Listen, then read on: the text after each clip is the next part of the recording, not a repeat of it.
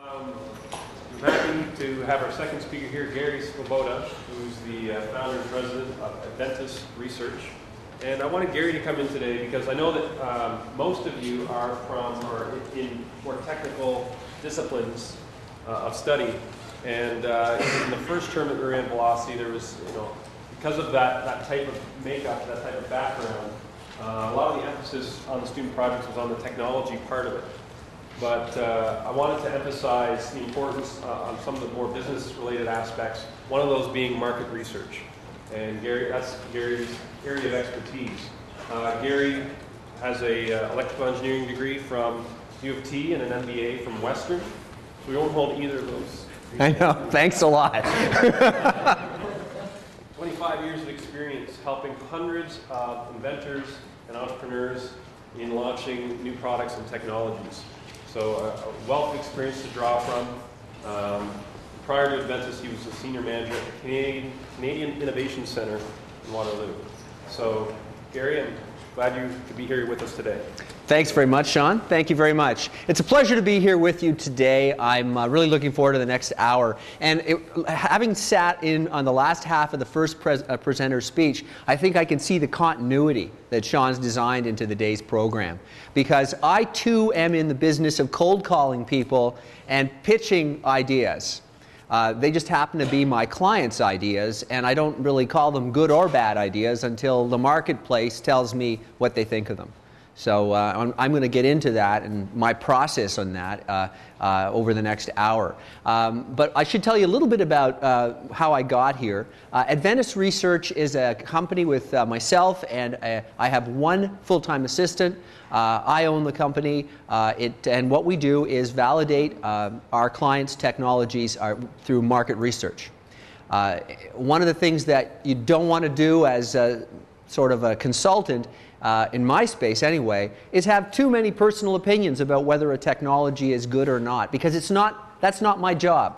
My job is to understand the technology well enough to explain it to the potential marketplace.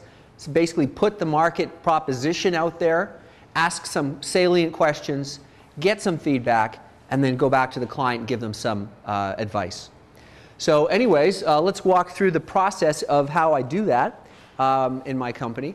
By the way, I started in 2001. I've been doing this now for 7 years. Before that, I was at the Canadian Innovation Center, which back in the 80s and 90s looked at hundreds of inventions a year. So I did get a chance to see hundreds of good ideas and thousands of not so good ideas.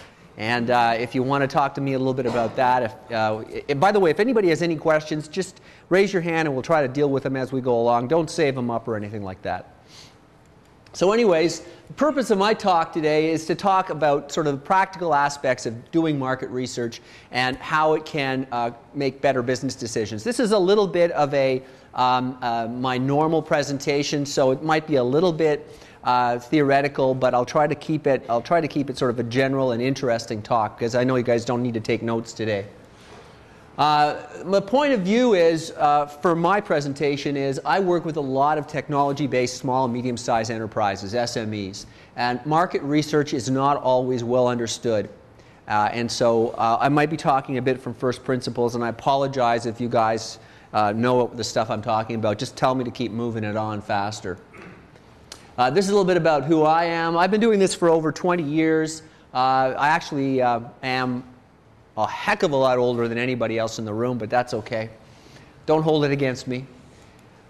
This is my client mix. I apologize if you can't see it from the back, but basically this is the kind of stuff that I do. People ask me, well, what space is Adventus in? Well, we do work in all kinds of spaces. Industrial equipment, construction, retail and consumer, environment, software and computers, electrical, chemical, aerospace, economic impacts, biotech, automotive, and food and agriculture. And that's just about covers the entire economy. What I focus on is innovation-related products. So you've got new product introduction issues. And asking questions around new products is what we specialize in. The market space could be almost anywhere, but some of the same questions, some of the same principles apply when you're talking about introducing a new product. So you've got this cycle where you create the idea, as the previous speaker said. You create a good idea, you might create 5 or 6 not so good ideas. You move along, you pick some through whatever criteria you want, you start developing. You start working on developing the idea. Then once you've developed it to a certain point where you've got some features, you've built some bells and whistles, maybe you go and get a patent or you get some intellectual property protection of some kind. And then you move the product out to the marketplace. And the whole thesis of market research is that by doing your market research, you really create a cycle where you're actually reinforcing the potential for success. Because at every stage of this process, market research is helpful. So there are 2 basic ways to understand market needs: trial and error and market research. I've talked to people, and back in the old days, there are stories of, we've got a company here, we've been running this for 100 years, we've never done a market study. Why should we do a market study? We know our market, we understand it, we're very successful. And you can't argue with that, because what they've done over time is they've absorbed through trial and error a lot of lessons about their marketplace. And I don't try to convince someone who claims that they understand the market that they need our services.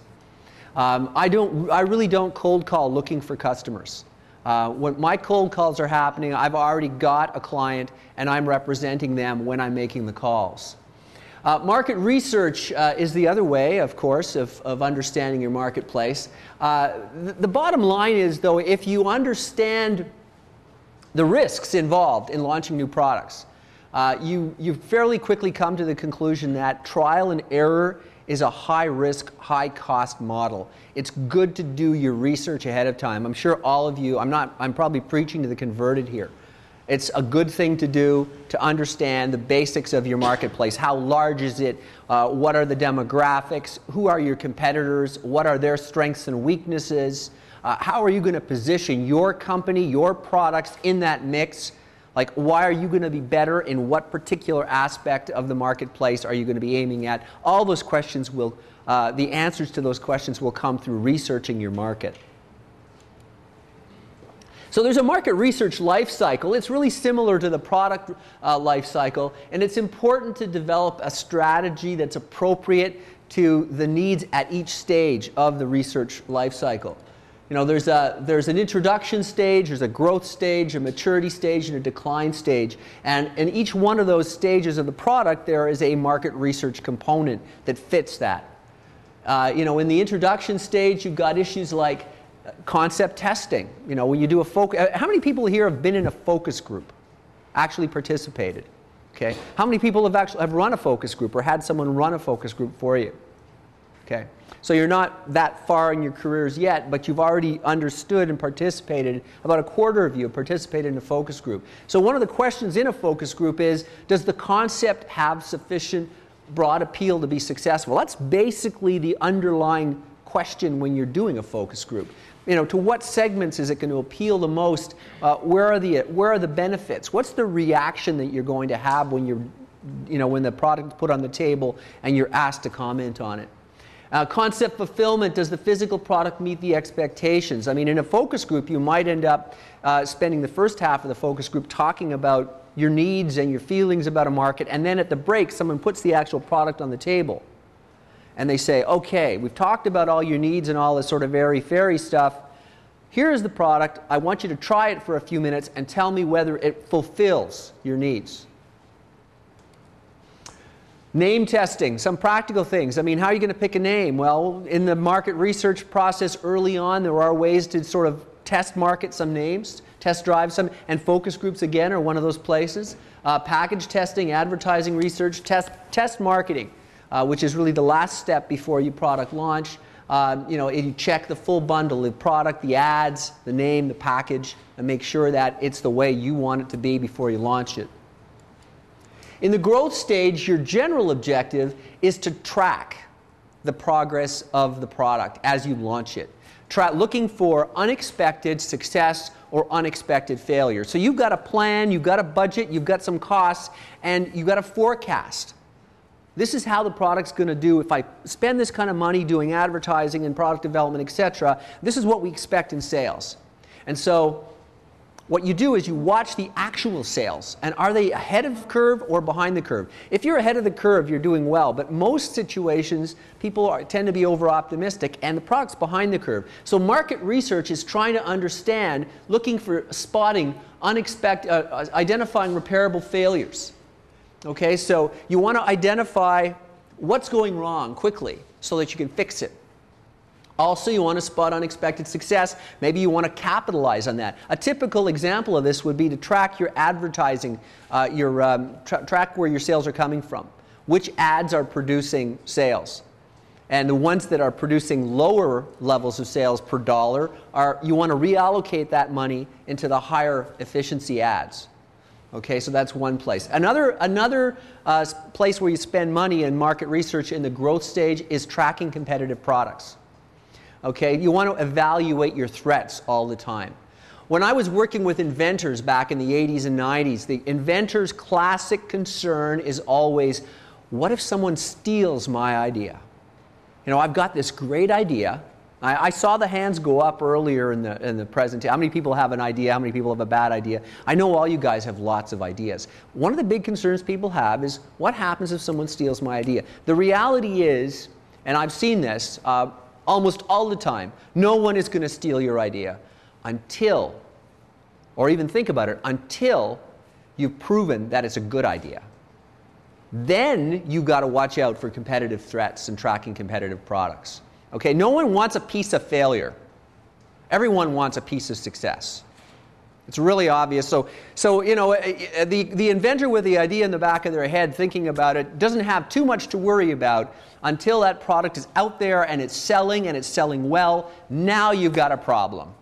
Now you're going to have to worry about the threat. Okay.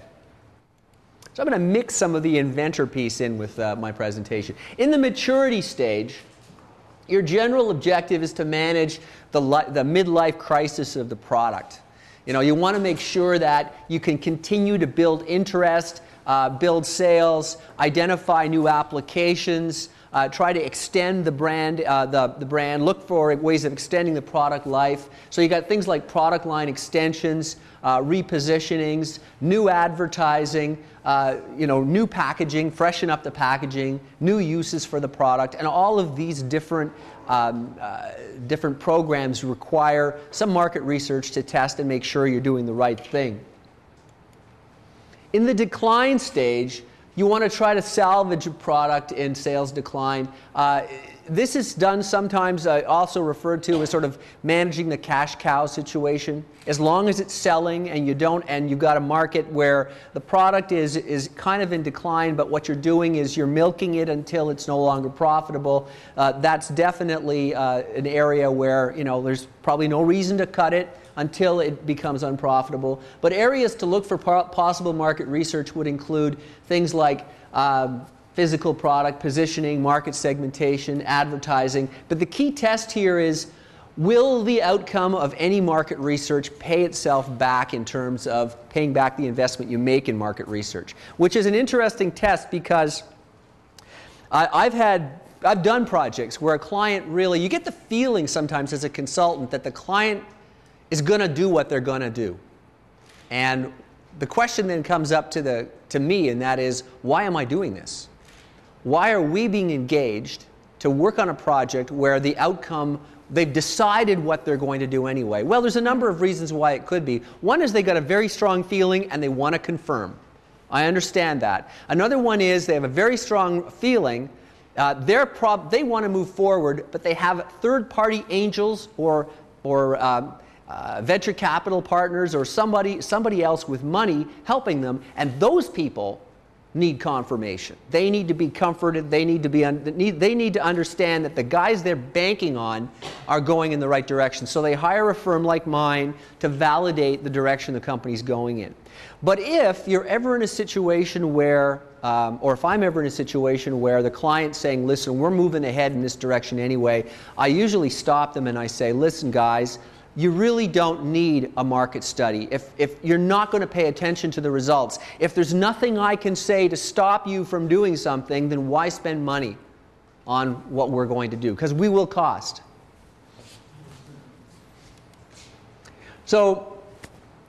Well, that's my second point here. Market research should not be undertaken unless its results could possibly alter the business decision process. Should not be undertaken. But another point, another practical rule of market research is if you work on understanding your market earlier in the development cycle, generally that's a much more cost-effective place to spend your money if you're doing, and time if you're doing market research. Because I think a lot of cases here we're not talking about spending money on market research, we're going to be spending some time understanding our opportunities because we're not going to be hiring some consultant, we're going to do it ourselves. The earlier you spend that time or resources on understanding your marketplace, the more efficient the expenditures of money are going to be. It's kind of like launching a rocket to the moon or whatever. It's a lot less costly to adjust the firing trajectory of the rocket 2 or 3 seconds into the launch than it is when you're halfway to the moon and you're already way off over here somewhere and you got to fire all that extra thrust to get back on course. It's a lot easier, a lot better to spend that time understanding your course, your trajectory, and making small corrections as you work to success than going off in a wild direction because you haven't been paying attention to your trajectory and then trying to adjust. So what are some common methodologies in market research? If you wanted to go out and research some of your opportunities today, what would they be? Well, there's really, you break it down into 2 pieces, secondary and primary market research. And secondary market research is basically information that's already been published, studies that have already been published, information on the net, on the web, databases, magazines, newspapers. Basically, if you can find information on your marketplace already published, and it may not be directly applicable, but it probably is somewhat applicable, that's called secondary research. And I would highly advise you to do all the secondary research you can before you do anything else. You want to become as expert as possible in your space before anybody spends any time actually talking to the marketplace. You don't want to waste time basically learning about stuff. This is a very labor-intensive piece here and a very expensive piece in terms of your time or money. So let's become an expert by reading about the marketplace first. One of the things that Sorry, yeah. Sorry, are there any good resources you can suggest to do some secondary research? It kind of depends on the space you're in. What kind of area would you be looking at?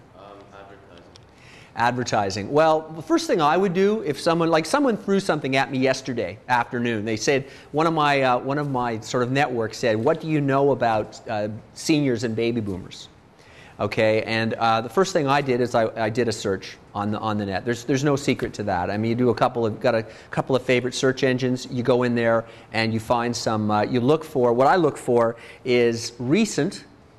It really depends on your marketplace, but I think in my space, generally 2 years, anything less than 2 years old is recent enough to start doing homework. In some very mature industries, like I'm working right now in welding, well, welding, that's one of the things I'm doing. You can go back 5 or 10 years in welding and it's not the end of the world. It's still not current cutting technology discussion, but it's still worth it to read. But I would go on the net first, and that would be the first place I'd go. You also might want to, if you find a particular websites or associations through your database, through your internet search that are worth joining as a member. If you can get a free membership that allows you to get to the next level of information, or even if there's, let's say, a $100 annual fee or something that allows you to get into a resource center where there are publications that track the industry. Usually you can see that on the homepage. So if you can see it on the homepage, and you can see some references that say, the history of advertising or current advertising techniques or stuff you really want to read, you might, for the cost of a textbook, you get a year's membership. It's not a bad trade-off.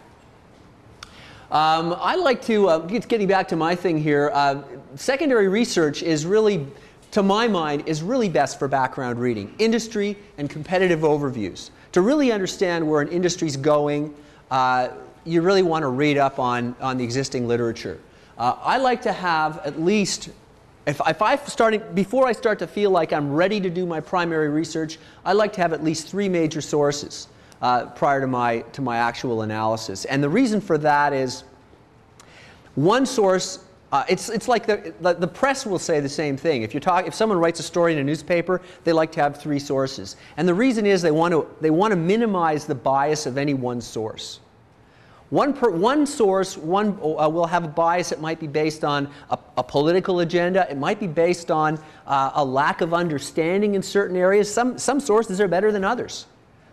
You know, if I put myself up against somebody else, I might be 20 years of experience in a certain area. Somebody might be 2 weeks of experience. Well, which source is necessarily going to be better than the other one? Maybe the more experienced one, but it's up to you to find out and make sure by looking at both sources, or maybe even a third one, that you've got enough information that you can kind of level out the playing field. Some of the challenges to secondary research are generally it's not going to be specific to your product. You know, you're going to be working in a particular area trying to develop a concept, and the secondary research is going to be kind of there, but not quite. And that's to be expected. If you find secondary research that's bang on, then you're doing way better than me. I've never found that in 25 years of doing market research. The other big issue is, again, with the multiple sources, resolving different market estimates and characterizations. Everybody else, unless they're copying each other, are going to have different estimates because there's different ways of tracking things. Some people have to make, and they write articles where they're guessing. They're talking to people where they're making comments about, the market size. Well, I have no idea what the market size is, but I think it's got to be millions of dollars by now. Well, that gets printed. As soon as it gets printed, it becomes fact, sort of. So you have to resolve the issues of what's fact and what's not. We all know everything that's on the web is absolutely true, right? Right, exactly. So secondary research is just a starting point. Industry background and trends are important for laying the groundwork, but it's just a starting point. You'll now need to collect data on what the market will think of your product. And that's called primary research. So there's a number of different techniques in primary research, and personal interviews are one where I think this is probably and I've done all of these techniques, okay, but personal interviews is the most labor-intensive, time-intensive, and costly way of doing research. It has some advantages, okay? One of the big advantages are that you can show people things. If you've got a demo to make, or if you've got pictures to show, or a packaging to evaluate, you can do that in a personal interview. You have some freedom in the format. You can have a dialogue. You can have a conversation. You usually have a little more time in a personal interview. Okay, so when you've arranged to go and see somebody in their office or have someone come and see you, and you book some time, half an hour, 45 minutes, whatever, and there may be some honorarium exchanged for their time, then you've got a fair chunk of time and a fair amount of flexibility. Some of the disadvantages there are, this is the highest cost technique you're going to have probably. Per person, you're going to be spending an awful lot of time, and you may be spending some real dollars in talking to someone. And it's certainly higher in cost than doing things by telephone, which is where most of my work is. Most of my work is stakeholder interviews on the telephone. Execution, it also takes longer to complete personal interviews, because if you're, I did a study once for a client way back when, where they insisted that we would do personal interviews. We did 75 personal interviews all across North America. So I ended up doing 75 interviews, about half of them in the States. I had 4 or 5 in Massachusetts, I had a few in New York, I had some in Chicago, I had some in Florida. But when you arrange that, you think about the logistics, how many are you going to get done in one day? You're doing really well if you got 2 or 3 or 4 done in one day, because you're going all over the place. The client's spending huge money moving you around, and you're conducting these personal interviews, and it was really, I think it's important though in some cases if the client wants that degree of information, that you go with the methodology that works best. And this is where you collect the most information. But this is where I spend most of my time, on the telephone interview survey side. And this is where you can start developing some economies of scale, and these days it's fairly, it works for me, and I'll get more into the methodology as my time goes on. But some of the advantages here are it's certainly higher speed and lower cost than personal interviews. You can sample a lot more people more easily than in personal interviews. There's callback ability. You know, if you weren't finished, or if something else comes up, or if someone's really interested, you might do a second or even a third interview with a particular stakeholder. There's ease of supervision if you're actually doing a call center, which I don't have, but I do sometimes work with a call center.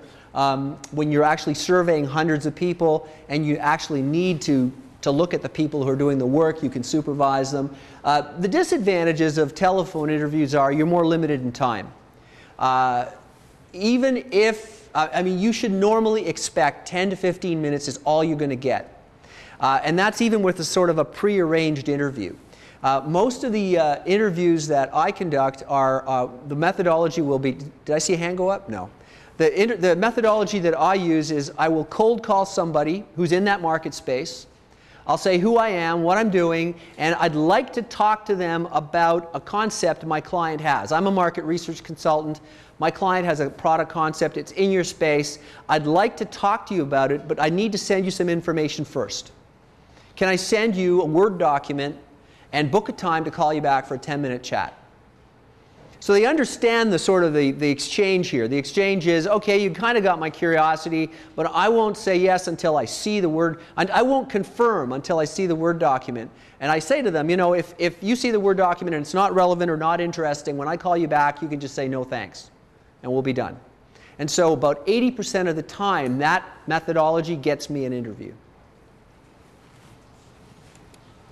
So let's talk briefly about a few other interview techniques. Mail surveys. The advantages of a mail survey are that it is the lowest cost type of survey per respondent. Maybe an internet survey is even lower cost. Efficiencies of large sample. You know, you can the sample size as it grows, it gets cheaper and cheaper per interview or per response to do this work. You know, you have a little bit readier access to hard to reach respondents. When you're doing telephone interviews and you're trying to reach people like neurosurgeons, they're not going to be easy to reach. Trust me, I did a study on trying to talk to neurosurgeons once. The potential for exhibits is there. You can send, with a mail survey, you can send maps, diagrams, photos. You can't do that on a telephone. But now with a Word document in their hands, we've gotten past that. Disadvantages are that mail surveys have a notoriously low rate of return. So you need to send out 100 surveys to get 2 back on average. If you get 10 back, you're doing outstandingly well. There's respondent bias. You know, sometimes responders may not be typical of the whole market, so you have to understand that. Who gets the questionnaires and who fills them out? Sometimes they're delegated down to an assistant or something. Got to watch for that. And then there are question limitations. Make sure your questions are clear, because no one's going to be around to resolve any ambiguities. If your questionnaire is confusing, someone's going to look at it and throw it out. I don't know, has anybody here ever responded to a survey or gotten one in the mail? Has anybody seen a survey with, let's say, 10 or 15 pages? You don't want to go there, do you? I mean, you look at a 10, 15-page survey and you go, I don't think so. Unless there's a real compelling reason. Maybe it's socially appropriate that you fill it out. You're doing something because you believe in it. But if it's just some cold piece of mail and it's 15 pages long, it's a poorly designed survey, in my opinion. I like to put a survey on at a maximum of 2 pages. Even if there's almost the same number of questions, I think there's a psychological trick of only putting on a 1 piece of paper that I like to. I think when you're doing market research, you want to employ all the advantages you can. And one of them is making it look a little smaller than it really is. Internet surveys have come a long way in the last 10 years, but one of the advantages, of course, is that you can get a much quicker response than a mail survey. This is the modern-day equivalent of the mail survey, I guess. It may have a higher response rate. One of the big disadvantages, however, is respondent bias. You really want to watch that your respondents are typical of your market. I'll give you an example of an early issue of respondent bias. It may not be a big problem anymore, but the early adopters of the internet were not typical of the average population. They were more educated. They were generally younger. They were more probably, they were just less averse to new technology. So, you know, when you had products that fit in with that demographic, you're fine. But when they tried to do a survey on breast cancer, one of the first internet surveys on breast cancer really was not well suited for that medium at the time, because back in the early 90s, or back in the late 90s, when this was when I saw this example, the demographic was wrong, and even the education level is wrong. Breast cancer is a disease that affects a broad range of women, but mostly as they get older, and it doesn't discriminate by education. So, you know, women with lower levels of education will have just as high rates as women with higher levels of education. But the internet survey would skew towards younger women and more educated women. So the women responding would not be necessarily typical. And that's what I mean by respondent bias. So we got to watch that, and you got to watch the kind of methodology you select so you don't end up with that kind of a problem. And then there's focus groups, one of my favorite things. We talked a bit about this before, but focus groups are usually 6 people to 10 people recruited specifically to meet predefined characteristics, i.e. you're in the target market for the product. They're led by experienced moderators. There's a session. It's arranged for client viewing. There's usually a mirror in the room, and guess what? Behind the mirror, the client's watching. They're usually having a snack or a glass of wine. Or a beer or whatever, they're avidly watching every hiccup and every pause and every word with bated breath. It's usually desirable to conduct more than one session, because you want to make sure that one session's results will be similar to another's, so that you're reasonably comfortable that the focus group is representative of the target market. And they're qualitative, not quantitative. So there's no kind of statistical issue around this. There's no statistical accuracy that can be measured. But what you're doing is getting a qualitative response. You know, there's a number of reasons for conducting a focus group. You know, things like evaluating new product concepts. I'm just going to hit a few points here. Looking at strengths and weaknesses. I do that a lot. Generating new ideas for older products. So you've got things like I talked about earlier, the product line extension. When a product's getting old and tired, let's come up with some new ways of selling the product. Looking for new product concepts, new creative approaches. Maybe it's time for a new advertising campaign. You know, maybe we need to sort of come up with a whole new way of selling the product. Preventing disasters before rollout. So you try 2 or 3 potential test market rollouts, and you see which ones will really grab the test market. And what's the reaction?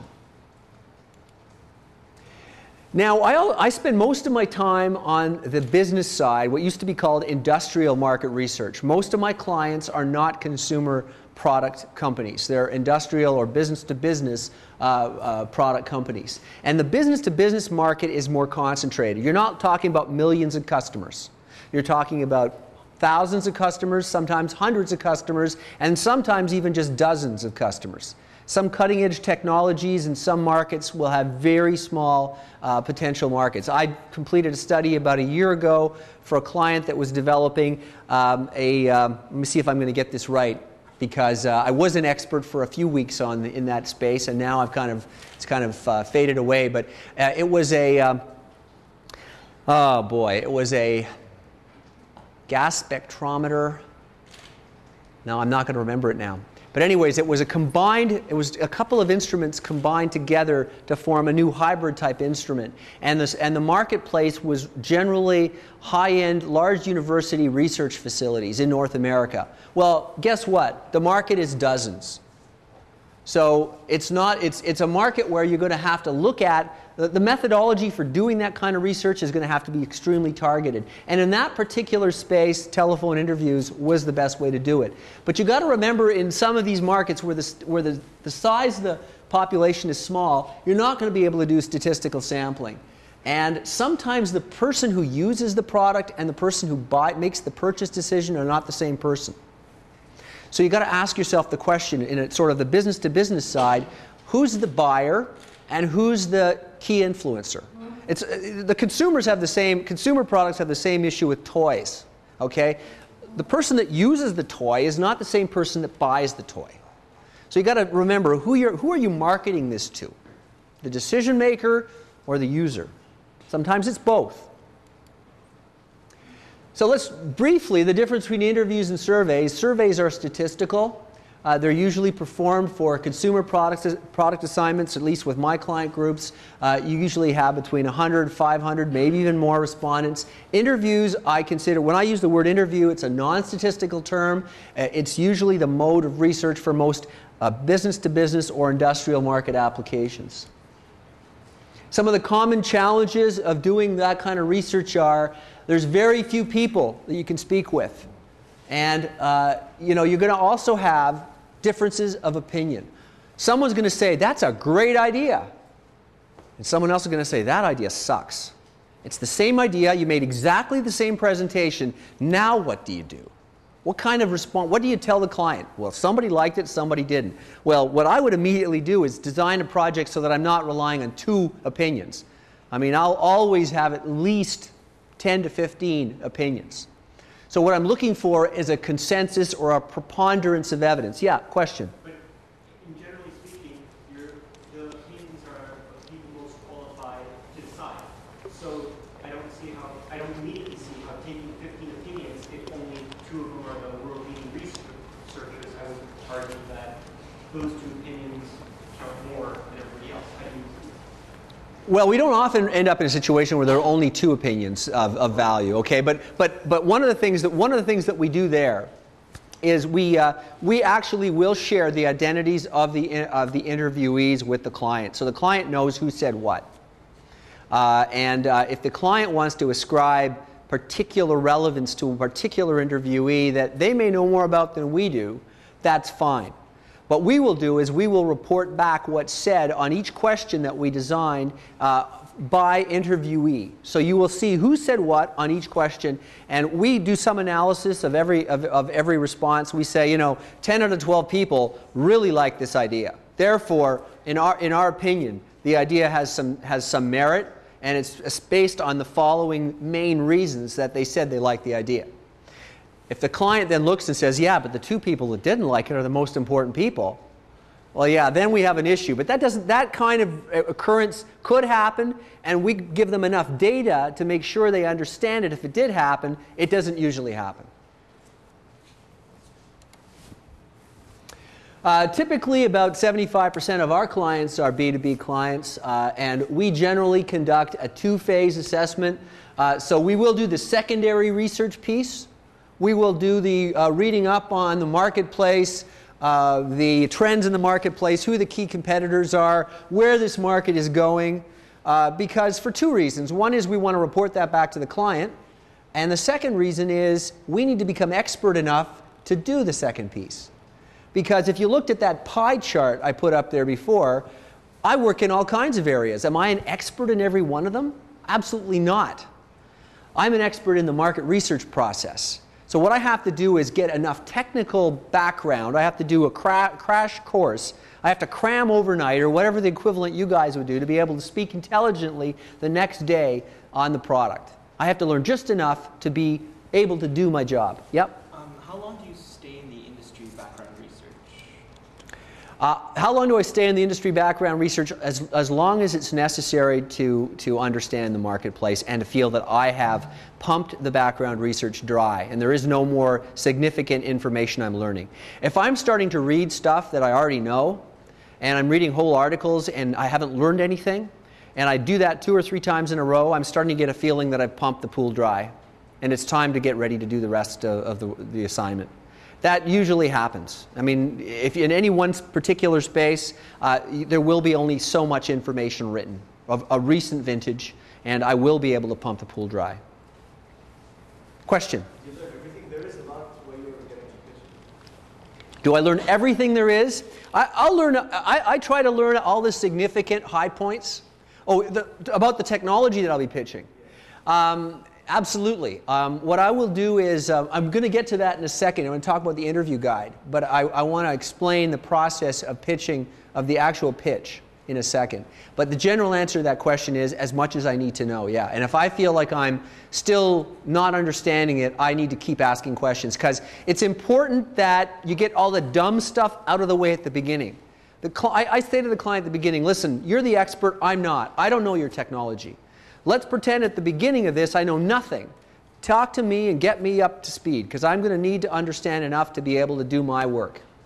And it doesn't hurt that I have a background. Now my background's engineering and an MBA, so okay, I can pick things up. And the other thing is that it's a personality type, but I'm a very curious kind of guy. I like to absorb facts. I read 3 newspapers a day. I listen to the radio. I watch television. I watch CNN, News World, whatever. And plus I'm doing my research for my clients. And I just like absorbing knowledge. When I was a kid, my parents bought me a set of encyclopedias, and I read them over and over and over again. Well, you know what? That makes me a good fit for my job. And I mean, as a general comment, and I'll make a comment or two at the end about sort of taking a step back from what I do. You want to be passionate about. You want to be a good fit with the personality that's required to do the job. In my case, I like to know stuff, and I won't stop until I understand what the client's technology is. So the interview guide is what I send. This is the Word document I send to people in order to conduct the interview. And it's composed of 3 pieces. There's an introductory letter. It kind of goes over the same ground that I go over in my cold call. Hi, I'm Gary Svoboda. I'm the president of Adventist Research. We're a market research consulting company. We've been engaged by a company to look at this space, and they have a technology that they would like to that we're reviewing. We'd like you to participate in reviewing. That's the end of my cover letter. We then move into the technology description. It's usually 1 page, maybe 2 at the most, and it can be quite dense because what we try to do is force sort of the technology problem into the top of the page and the solution, the client's technology solution, on the bottom half of the page, and any diagrams or schematics will probably spill into the second page. The client writes that piece. I do not write that piece. I edit that piece. I will make sure that it's not 10 pages long and that it's not full of jargon and that someone will be able to absorb it in 5 or 10 minutes, because I was that person last week, and I'll put it through the process of what it's going to need to look like in order to be absorbed quickly by somebody who's in that space. But I don't write the content piece there. The client does that. I tell them, listen, if I'm going to write this, I'm going to get it wrong 95 ways. It's going to be very painful for everybody if you make me write this. This is not a test to see how much I absorbed. I'm telling you the process. You write this piece, I'll edit it. And then the last third of this document, which is about another couple of pages, are the 10 questions that we're going to ask of the respondents. And the questions are there's usually a flow to the questions. The first question is usually something like, what's your reaction to the technology description? General reaction, positive, negative. And then there's usually some features that the client has asked is interested in some market feedback on. There's like 6 or 7 bells and whistles we can add to this. Where is the energy? Where's the synergy in the marketplace? Which bells and whistles are important? So we list those, and we ask people to comment on those bells and whistles and rate them.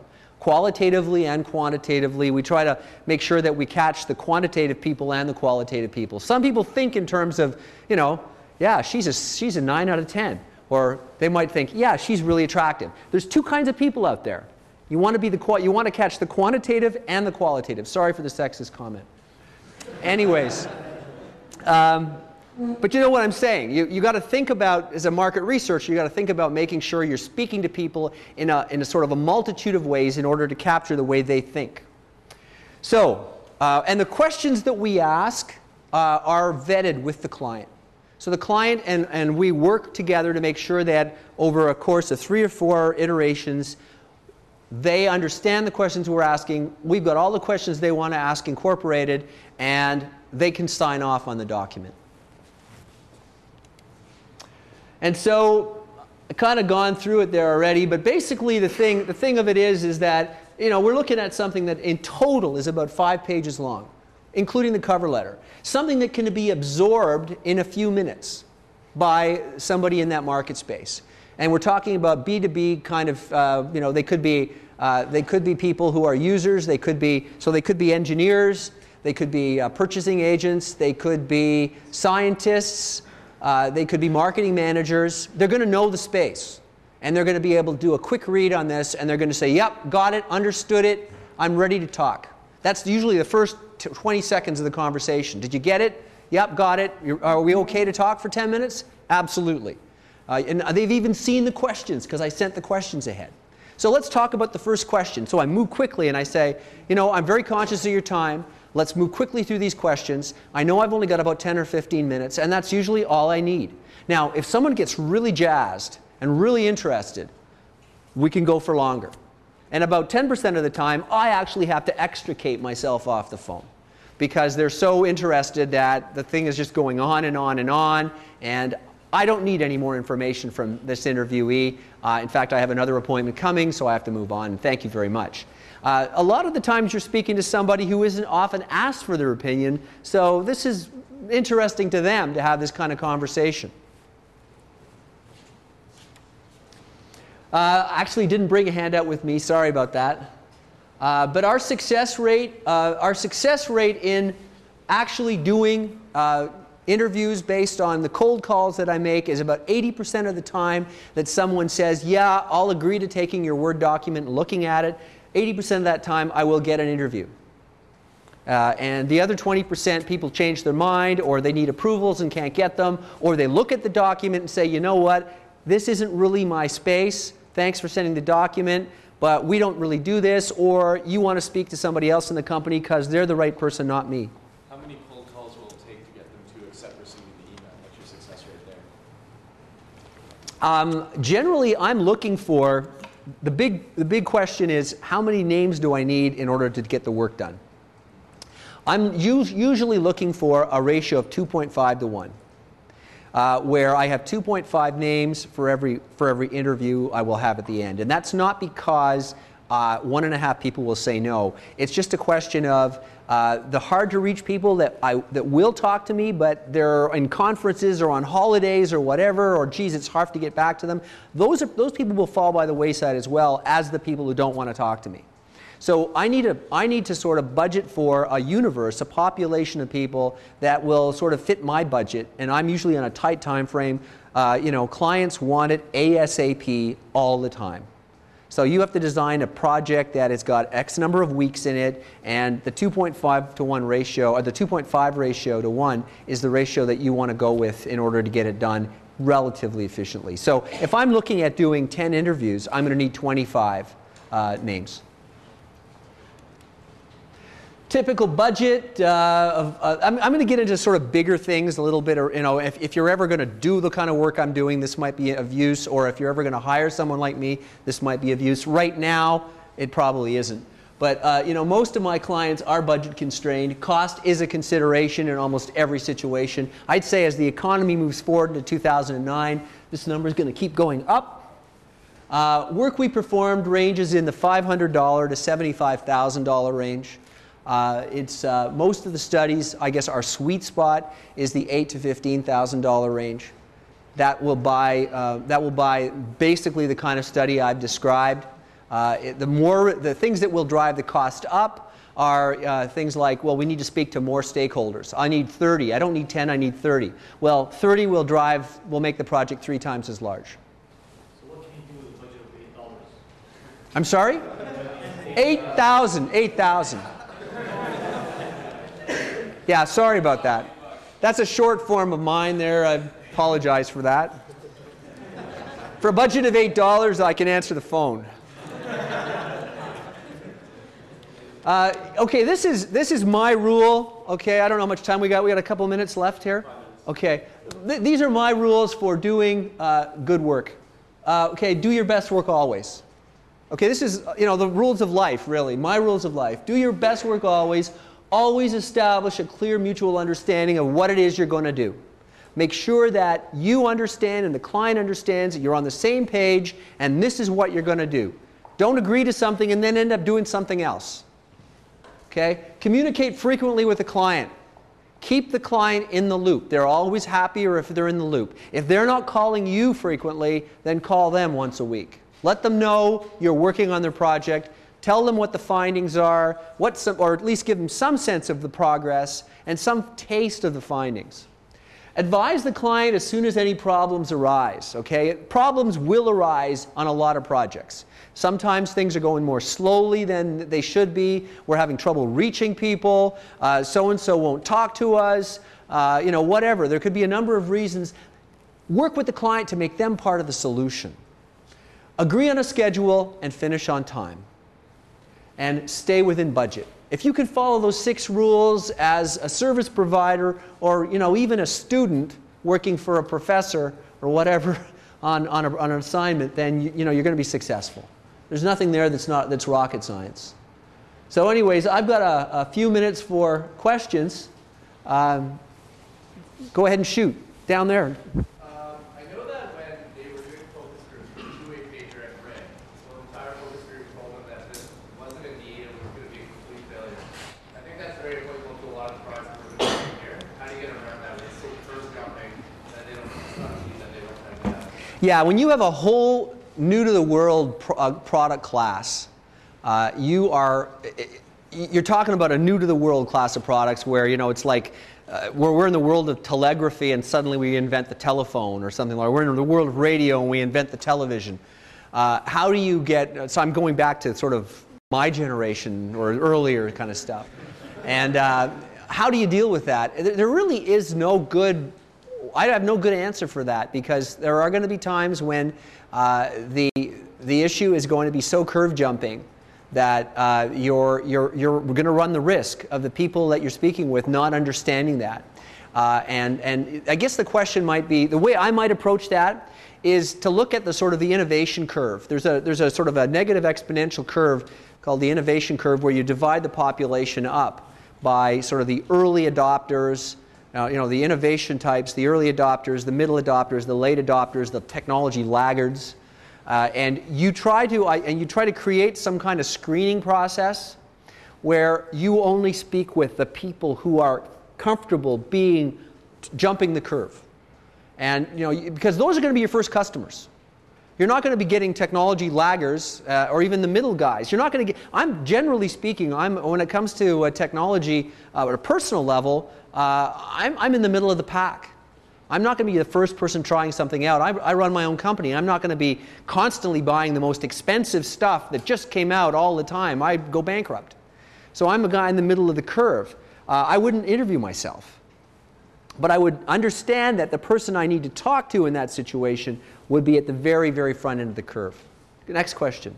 Actually, one on that, do you ever find that there's also bias on the other side of the curve where people in a focus group actually are biased as they agree with with it just to look good for the leader of the focus group?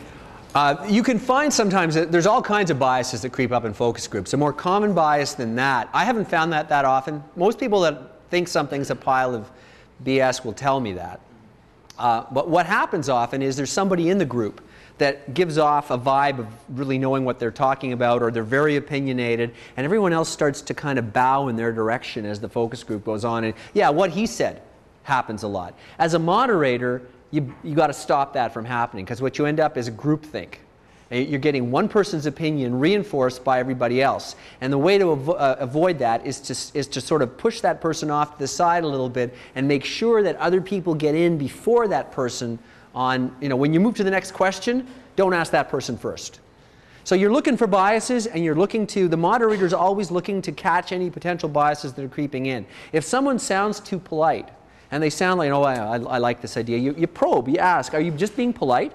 Or is this how you really feel? I mean, maybe, I don't know you very well. I've only met you 45 minutes ago at the beginning of the focus group. Maybe you're like this in general because you're very mellow and low-key. You keep it all inside. Or maybe you're just not telling me how you really feel.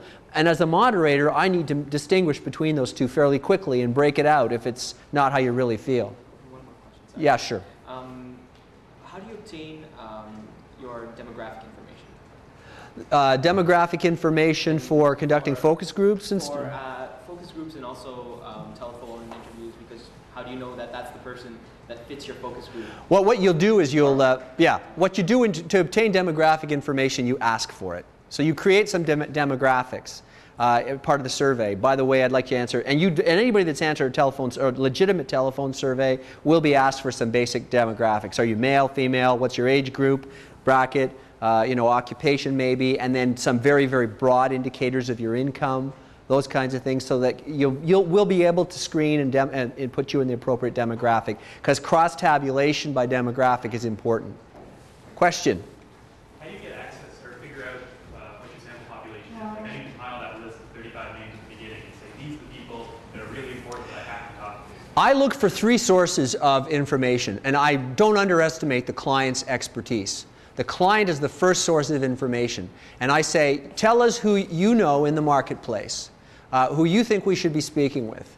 Either people you know personally or people you know of, people who you think are industry leaders according to you. You're somewhat, I have to assume some level of awareness and education, but the reality is there's a broad continuum. I've worked with clients where they kind of knew everybody, and I've worked with clients that know nobody. And usually it's in the middle somewhere. So the client. Number 2, our secondary research. So a lot of the articles are written by, well, they've written by, someone's written everything that's out there, right? People are quoted in articles.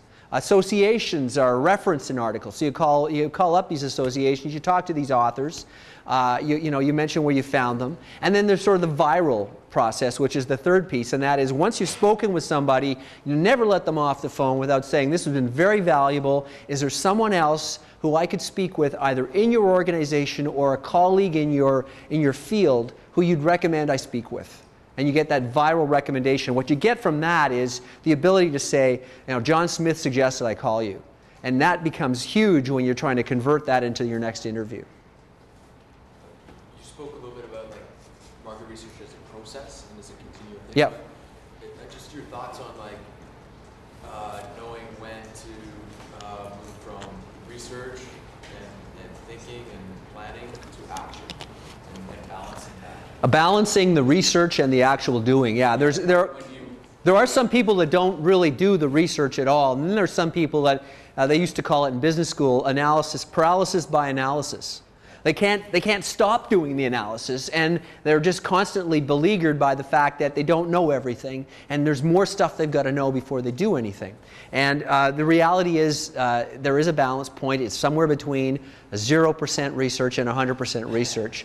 And generally that really is, I found that you really can't make somebody into something they're not. There's a gut feeling you've got to have. Most entrepreneurs, the guy who was speaking here before, recognize the importance of research, but I would guess most entrepreneurs are closer to the 0 side, but they're not at 0. Somewhere above 0 in terms of doing research, okay? But as little as possible. They use their gut a lot. They move on really quickly if they make a mistake. They learn really quickly. It's not personal, it's business, but they just, that kind of thing, they just move along. But they'll do research when necessary if they've got some project they've got to get approvals for or whatever. So as little as possible in order to feel comfortable with the next decision is probably where most people are at. Have you ever witnessed a product that, despite an incredibly dismal market with lots of negative opinions, still managed to have incredible success, even after this $18,000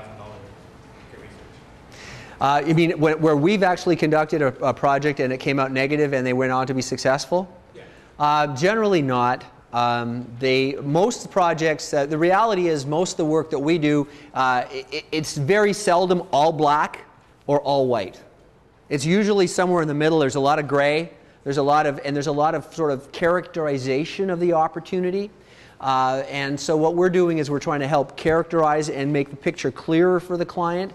And it's usually not a question of completely turning it off or completely going ahead full tilt with all the cannons blaring.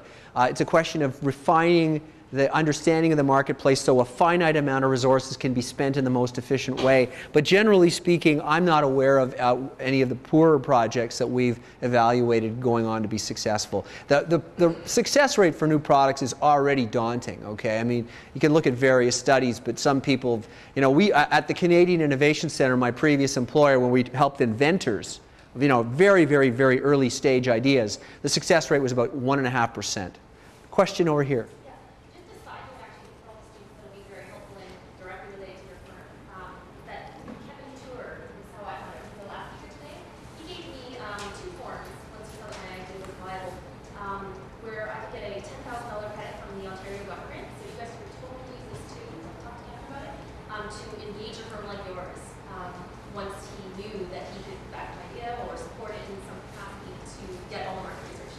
I know Kevin. Yeah. Yeah. Okay, so, Yeah. so just so you guys know, you don't always have to come up with the money yourself. Yeah. There is money out there that the government wants to push startups with. There is money. That program, in my experience, is a very exceptional program. That's very seldom happened. And it doesn't usually last for very long in the sense that it won't. Now, 5 years from now, we may not be talking about that program anymore. To actually have that kind of funding available 100% by somebody else, by the government, and not have to put a dollar of your own in it is very unusual. So, yeah, Kevin will be a busy guy this afternoon probably, if you remember this part of the conversation. One more question. One more question, folks? One more. Yeah. How reliable is market research?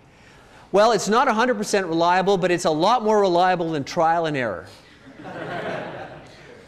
Thank you very much, folks.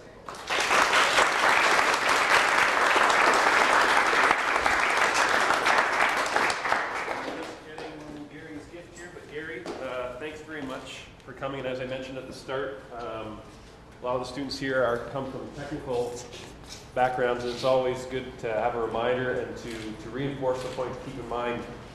Know the market space you're entering and know how your customers or potential customers might react to your product. So thank you very much, and we'll make the slides available on the SharePoint site next week.